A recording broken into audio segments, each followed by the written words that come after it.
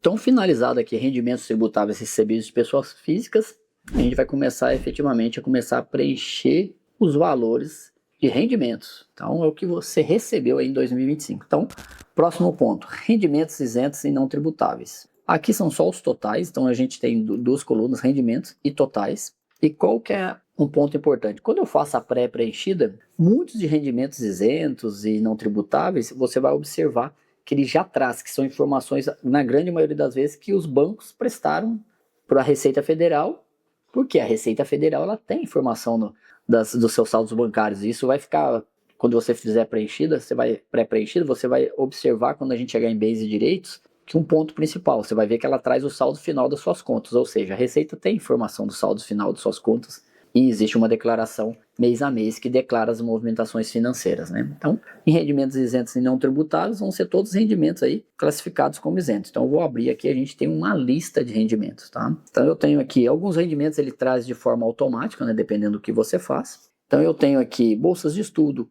capital de apólice seguro que eu recebi, indenização por rescisão de contrato de trabalho, lucros e dividendos recebidos de empresas. Tem parcela isentos de proventos e aposentadorias, porque quando você tem mais de 65 anos, parte do seu rendimento que você recebe com aposentadoria ele é isento. Então eu tenho pensão, eu tenho transferências patrimoniais, vou dar um exemplo, recebi uma herança, ou meu pai me doou um dinheiro, aí meus pais me doaram um dinheiro, o que seja, eu tenho aqui transferências patrimoniais, doações e heranças. Então ele vai colocar aqui o tipo de beneficiário, se é o titular, se é o dependente. Titular, quem foi o doador, ou espólio, né? Espólio é quando é o falecido aí, né? Que te transferiu esse bem, e o valor que você recebeu. Porque o que é importante?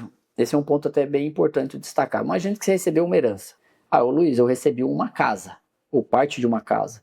Essa casa, então essa parte valia 100 mil reais. Eu vou declarar em rendimentos isentos esses 100 mil reais e depois lá em bens e direitos eu vou declarar essa parte que eu recebi da casa, porque ela é a entrada do dinheiro para você como um rendimento isento, então ele entrou, e o bem que é os 100 mil reais, então a Receita vai verificar que você tem um bem de 100 mil reais e entrou 100 mil reais, porque senão, se você declarar só os 100 mil reais nos bens, seu patrimônio subiu e você não tem a renda compatível com isso, então ele tem um cruzamento dessa entrada, nada mais é que a mesma coisa, eu comprei um veículo, mas eu comprei com o dinheiro do meu trabalho. Ele entrou onde o dinheiro do seu trabalho? Lá no rendimentos tributáveis, né? Recebidos de pessoa jurídica. Então, aqui em rendimento isento é a mesma questão. Então, transferências patrimoniais é um exemplo que a gente tem aqui.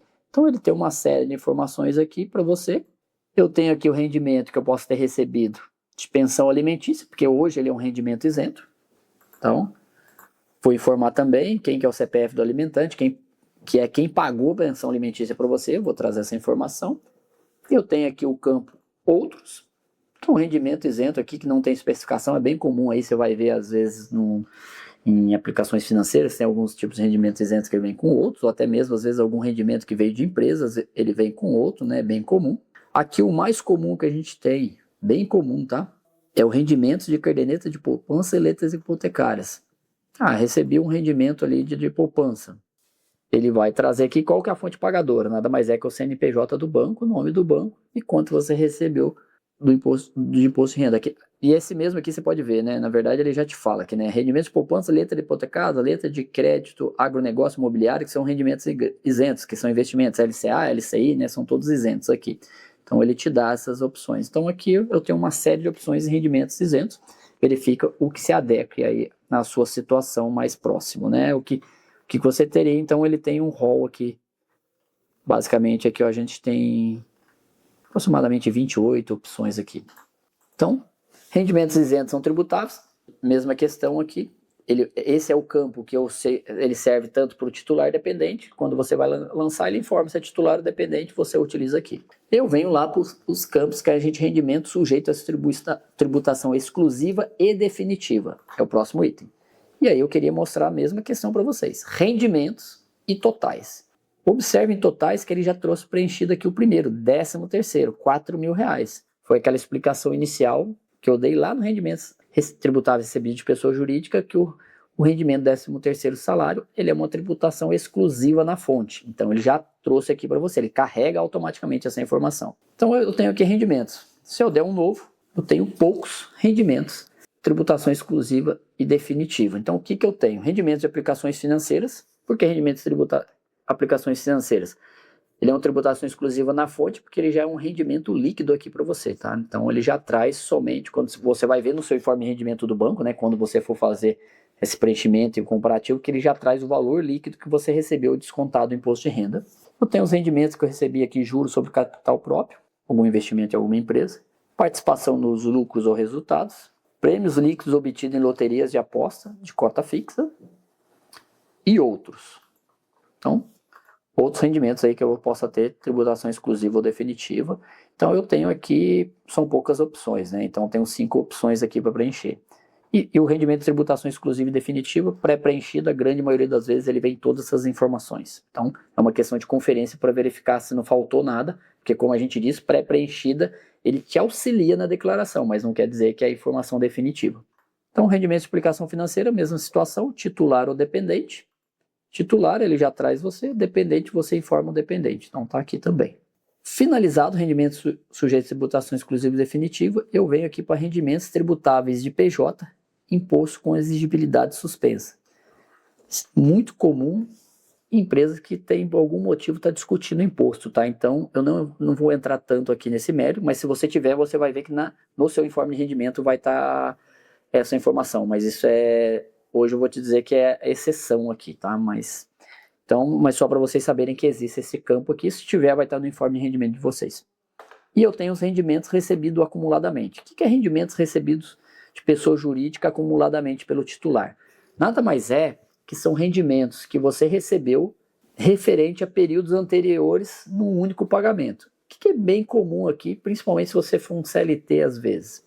É o processo trabalhista, é um rendimento recebido acumuladamente. Então, isso também vai vir no informe de rendimento. Então, você recebe esse rendimento acumulado de vários meses. Eu processei minha empresa aqui num processo trabalhista pedindo horas extras, referente a um período de 5 anos.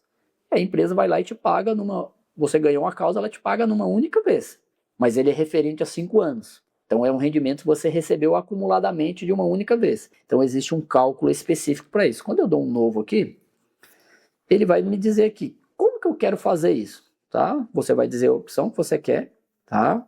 Confirma a sua opção ou não, e aí ele te preenche. Não, eu quero exclusivo na fonte. Ok. Eu vou preencher com a fonte pagadora, os rendimentos tributáveis que eu tenho, se eu tenho alguma parcela isenta, se tem pensão, imposto de renda retido, o mês que eu recebi lá em 2025, eu vou informar aqui, e o número de meses que ele corresponde. Por quê? Ele vai fazer um cálculo do valor, porque às vezes, o que é bem comum no processo trabalhista? Às vezes eu recebi 100 mil reais, mas é referente a 36 meses. Não, 48 meses. Então, eu informo que ele vai fazer um cálculo e dividir por esse número de meses, para efetivamente fazer uma proporcionalização desse imposto, porque senão você teria um imposto de renda muito grande, porque você recebeu o rendimento acumulado. É bem comum também quando a gente tem o recebimento, aí, às vezes, de algum benefício da Previdência. A Previdência ficou me devendo benefício de vários meses atrasados e de repente ela vai e me paga numa única parcela. Então, eu recebi esse rendimento acumulado. Então, isso vem num quadrinho no seu informe de rendimento, separadamente essa informação também. Então, ele vem lá informando a quantidade de meses, qual que é o valor desse rendimento. E aí você faz o preenchimento também conforme esse rendimento e aí você verifica a opção pela forma de tributação que seria mais adequada a você aí, sempre olhando lá aquele quadrinho da opção pela tributação. Preencheu isso, eu tenho um campo aqui, imposto pago / retido. Esse imposto pago / retido, ele tem algumas informações que ele traz aqui, que é alguns impostos específicos, um imposto complementar, que é o código 0246, se for o seu caso. Mas o que eu vou mostrar aqui para vocês? Ó, o 04, imposto de renda, imposto retido na fonte do titular, R$3.000, nada mais é que o imposto de renda lá do PJ, ele já traz aqui. Se eu tivesse imposto de renda retido na fonte dos dependentes, ele já traria demonstrado. Você pode ver que ele está em cinza, não deixa preencher. Ele já traz assim, a informação aqui. Eu tenho o carnê-leão do titular também, se eu tivesse pago alguma informação lá no rendimentos recebidos de pessoa física, ele estaria o imposto de renda aqui também, e o carnê-leão dos dependentes. Então, ele vai aqui nada mais é que um resumo que ele vai começar a consolidar seu imposto. E aí eu venho para o próximo item, que é os pagamentos efetuados. Quando eu falo de pagamentos efetuados, aqui eu vou relacionar todos os pagamentos que eu fiz. Alguns pagamentos ele vai ter dedução, outros pagamentos ele não vai ter dedução legal. Eu vou dar um exemplo aqui de pagamentos, né, para você preencher aqui. Vou dar qual que é o pagamento mais comum que você tem aqui. Eu tenho muito pagamento muito comum, despesas médicas, ou despesas com instrução no Brasil. Mas vou dar um exemplo aqui, vamos pensar na despesa médica no Brasil. Quando ele fala despesa médicos no Brasil, médicos, quando ele fala médico, quer dizer que é um médico que te atendeu e te emitiu aquele recibo saúde no CPF dele. Se você fosse num médico, ele te atendesse como uma clínica e emitiu uma nota fiscal, ele já tem um campo específico aqui para você. Mas vou dar um exemplo aqui, médicos no Brasil. Médicos no Brasil, ele vai perguntar titular, dependente ou alimentando. Alimentando é quando você tem essa despesa com o seu alimentando desde que esteja previsto no acordo que você tem aí judicial ou no acordo feito via cartório, né? Então, observe, quando eu seleciono alimentando, ele já me dá até essa observação. Ele falou, esse tipo de pagamento só deve ser utilizado para declarar despesa médica quando realizado pelo alimentante, em virtude de cumprimento de decisão judicial ou de acordo homologado judicialmente ou por escritura pública. Imagina que você fez lá um acordo judicial, uma escritura pública, dizendo o seguinte na sua pensão alimentícia. Olha, eu vou pagar a pensão alimentícia e qualquer despesa médica que meu alimentando possa ter, eu vou deduzir do meu imposto de renda. Vai ser pago por mim que estou pagando. Então, paguei a despesa médica lá para meu filho. Então, se existe a previsão, você pode fazer esse lançamento aqui dessa despesa médica, mesmo ele não sendo seu dependente. Se não existe essa previsão, não faça, porque você vai cair na malha fina e vai ser questionado. Isso é bem comum, tá? Então, muita atenção a esse ponto. Mas, Luiz, e aí aquela outra pergunta, mas eu pago a despesa médica? Então, rever aí seu acordo de pensão alimentícia para incluir essa situação. A Receita somente aceita o que tiver previsto no acordo. Coloquei do titular. Ele vai me pedir o CPF do profissional que prestou o serviço, o nome do profissional e o valor pago. Vamos dizer que eu paguei aqui para esse médico e aqui você pode acumular, se eu fui no médico lá 3, 4 vezes em 2025, eu posso acumular todos os valores, não preciso lançar várias vezes. Então eu gastei lá no médico R$2.000. Ele automaticamente já faz o cálculo aqui que você tem imposto a restituir. Começa a mudar aqui na dedução legal, tá ficando melhor para você. E aí ele fez assim, parcela não dedutivo, valor reembolsado. O que é isso? Isso é bem comum quando você tem um convênio médico, que ele tem uma parte que você pode pedir um reembolso. Então, imagine que você gastou R$2.000 no médico e o convênio foi lá e te reembolsou R$1.900. Você vai lançar essa informação aqui. Por quê? Porque você não, apesar de você ter pago R$2.000, você não teve essa despesa de R$2.000. No final das contas, a sua despesa foi só de R$100 porque o convênio te reembolsou R$1.900. Então, eu vou lançar os R$1.900. Observe que ele recalculou seu imposto novamente, você continua pagando imposto. Ok, então preenchi aqui com o médico aqui, então valor reembolsável, ok.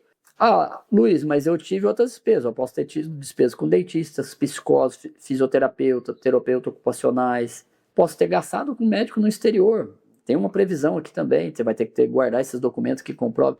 Então ele traz um rol aqui de atividades que você declara separadamente, né? E ele tem aqui, um item que é o 21, hospitais, clínicas e laboratórios com saúde humana no Brasil. O que é isso? Nada mais é que aquele médico que atende como uma clínica. Então ele é classificado para receita num único item, hospitais, clínicas e laboratórios com saúde humana no Brasil. Despesa realizada com o titular, dependente ou alimentando, mesma situação, só que aqui é o CNPJ, o nome da instituição prestadora de serviço, que é o nome da clínica. Aqui você pode pôr uma descrição, às vezes até para identificar para você mesmo aqui, né? Essa não é um campo obrigatório, mas às vezes você quer identificar que tipo de despesa é essa, até para você identificar mais fácil, ok? Pode preencher. Valor pago e valor da parcela dedutível, mesma questão aqui, você preenche esse campo. E aí uma informação muito importante. Quando a gente fala de despesas médicas, aqui em geral, os médicos, e não só os médicos, os hospitais, clínicas e laboratórios, eles são obrigados a fazer uma declaração para a Receita Federal, né? Então, os médicos, psicólogos, dentistas que atuam com pessoa física, ele preenche lá o Receita Saúde. Automaticamente, essa informação está na base da Receita Federal com o seu CPF. Então, quando você faz a pré-preenchida, a Receita Federal traz essas informações que estão na base dela. Então, isso é um ponto de atenção, porque hoje essa informação tem vindo bem correta. Quando a gente fala de hospitais, clínicas e laboratórios no Brasil, essa informação ela vem também aqui quando você faz a declaração pré-preenchida. Por quê? Todo médico, toda clínica, hospitais, laboratórios, ele faz uma declaração para a Receita Federal, que ela chama de de médica, a declaração, né, dos serviços médicos aí. E qual que é a grande diferença da declaração de serviços médicos quando ele faz essa declaração? Ele declara lá quem que foi efetivamente o paciente e quem pagou. Então a Receita Federal tem essa informação. Se fez corretamente lá, então é aquela velha questão aqui. Ô Luiz, eu fiz aqui, olha, eu paguei o hospital para o meu tio e pedi para emitirem, ou paguei uma consulta do meu tio, um exame do meu tio e pedi para emitir a nota em meu nome, ok? Ok. Então pode ser que aconteça. O hospital lá, quem seja, emitiu a declaração em seu nome, mas ela colocou lá que o beneficiário do serviço foi seu tio. Eu posso utilizar essa despesa aqui na minha declaração? Depende. Seu tio é seu dependente do imposto de renda ou não? Não, ele não é meu dependente, então você não pode usar essa despesa, apesar de você ter pago. Essa despesa é do beneficiário. Se ele não é seu dependente, você não pode usar essa despesa. Então isso é bem comum de acontecer aí.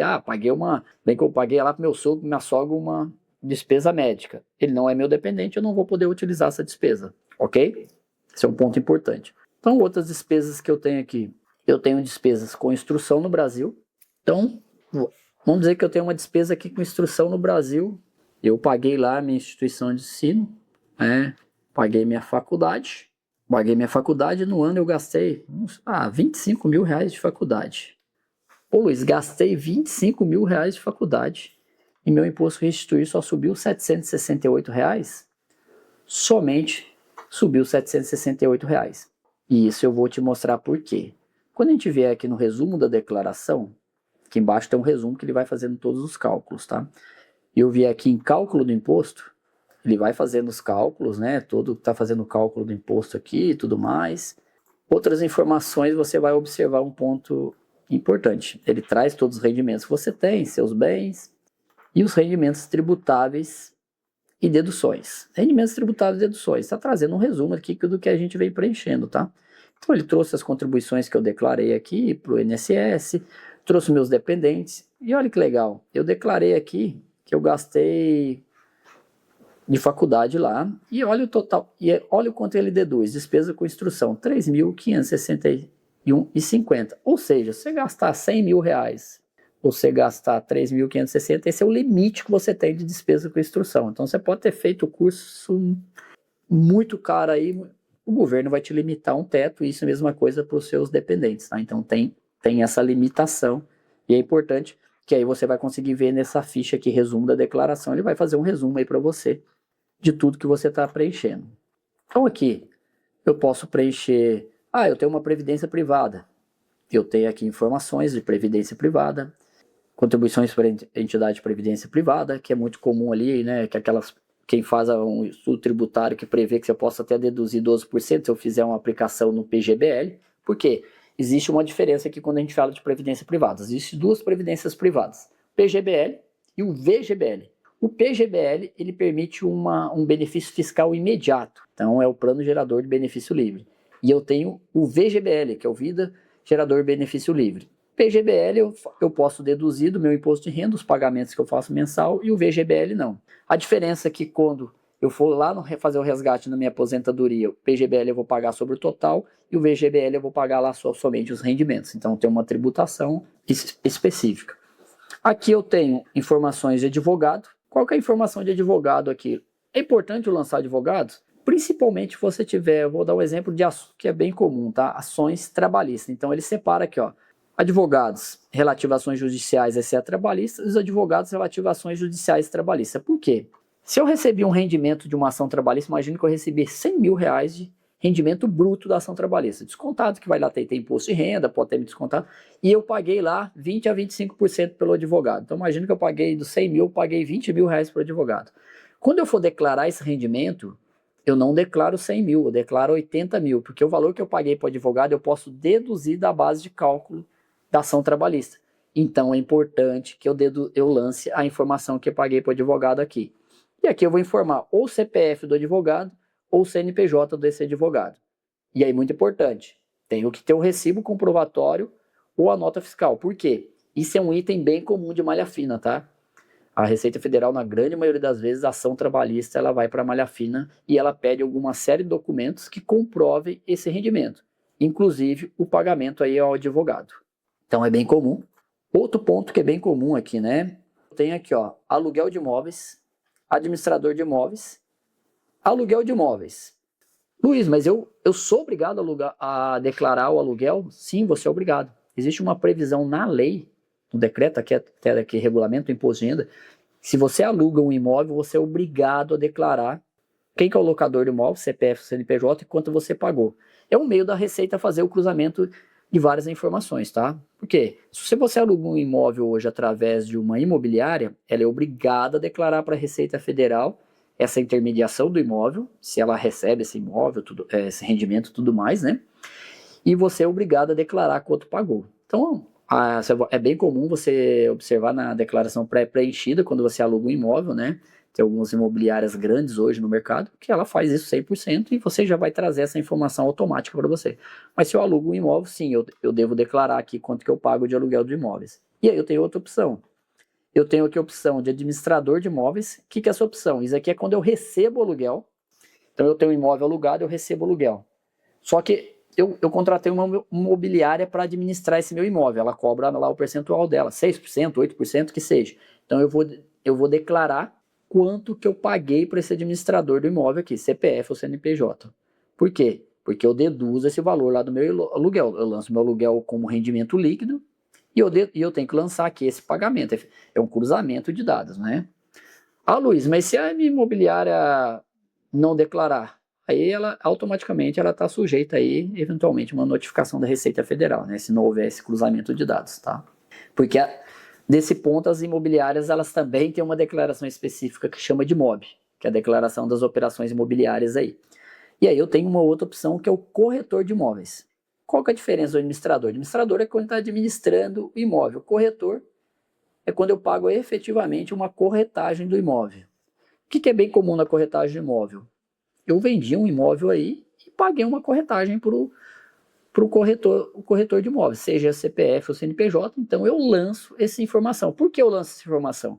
Quando a gente fala de venda de imóvel, eu tenho que preencher uma outra declaração que é o ganho de capital, para verificar se eu tenho imposto ou não, aí tem condições específicas.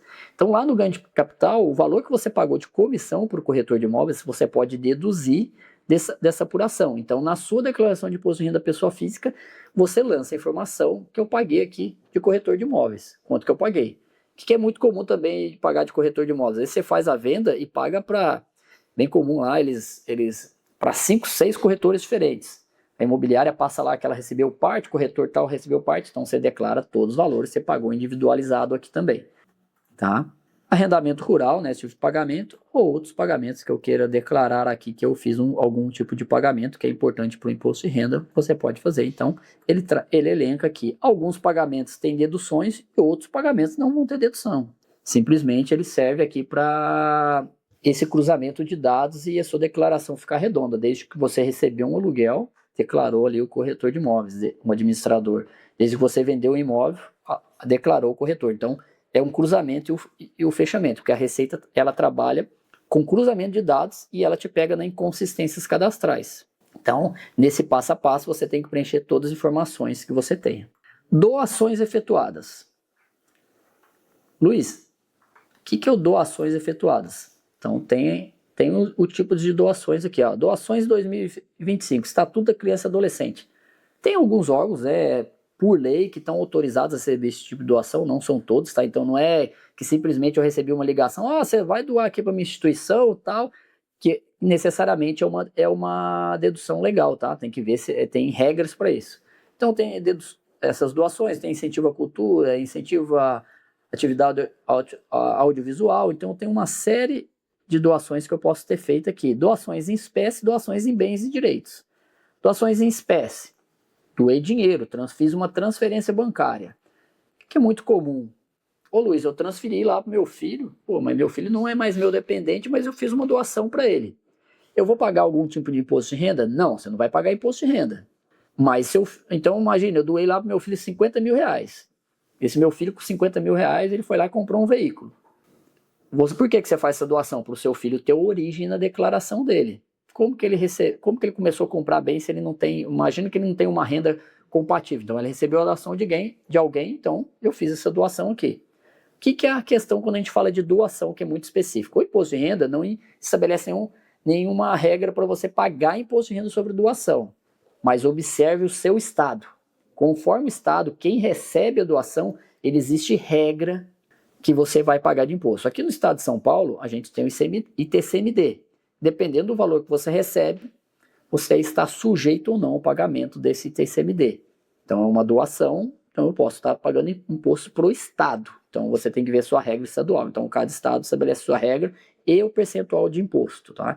Então é bem comum aqui em São Paulo, doação de bens, direitos, 4%. Vou dar um exemplo do estado próximo aqui em Minas Gerais, muitas vezes 5%. Então cada estado tem uma regra, porque constitucionalmente até 2025 os estados poderiam estabelecer esse percentual até 8%. São Paulo aqui é 4%. Então você tem que verificar essa regra local aí, se tem algum limite para doação em espécie, doação em dinheiro, né? São Paulo tem uma regra específica aqui, que é conforme a UFESP, né? Então a gente tem uma tabela. Então eu tenho doação de bens e direitos. Por que doação de bens e direitos? Imagina que eu vou lá e dou, sei lá, um carro do meu filho que estava no meu imposto de renda. Ele vai ter que dar entrada nessa doação de bens e direitos aqui. Então eu vou colocar essa doação aqui também. Então eu tenho uma série de informações aqui que eu posso fazer. Ou outras doações que eu possa ter feito aqui que não se enquadram em nenhum dos outros critérios, eu também posso fazer aqui. Doações. E aí, terminando doações efetuadas, a gente vai aqui, ó, doações diretamente na declaração. Esse é um ponto muito interessante, tá? E eu até recomendo aí que você destine parte do dinheiro que você teria a pagar do seu imposto de renda para alguma instituição. Mas como assim, Luiz? Aqui é um ponto bem específico que o governo sempre permite, por lei, você doar para um instituto criança e adolescente ou um instituto pessoa idosa. Como funciona isso? Vou mostrar para vocês aqui. Então eu vou dar um novo. E ele fala assim, ó, para quem que você quer fazer a doação? Por quê? Não é que você vai pagar mais, tá? Ele vai retirar do imposto que você já deve para o governo e vai repassar esse valor, um percentual aqui, conforme a sua declaração, para algum desse fundo. Então imagina que eu quero declarar para um fundo específico. Ó, eu quero fazer uma declaração para um fundo municipal para uma cidade. Então, vou dar um exemplo aqui, ó, eu quero declarar para São Paulo. Eu quero doar aqui para São Paulo, para a cidade de São Paulo, um instituto municipal aqui, Estatuto da Criança e Adolescente, um valor. O que ele informa aqui para você? Ó, quanto que você tem com base no cálculo do seu imposto de renda que você pode doar? R$ 66,95. Com base nas minhas informações, ele já determina quanto que eu posso doar. Então eu posso colocar aqui R$ 66,95. Ele vai fazer uma doação. Como que é feita essa doação? Quando você finalizar a declaração, ele vai gerar um DARF para você fazer o recolhimento. Porque ele tirou do governo e você vai pagar. E ele automaticamente faz esse cálculo aqui. Então, R$ 66,95. Então, parte desse dinheiro aqui, eu vou estar doando ao governo, tá? E observe um ponto legal aqui, ó. Não sei se vocês observaram. Na opção pela tributação, imposto a restituir, 835,06. A doação aumentou meu imposto. Por quê? Parte eu estou destinando para essa doação. Então, ele aumenta a minha restituição.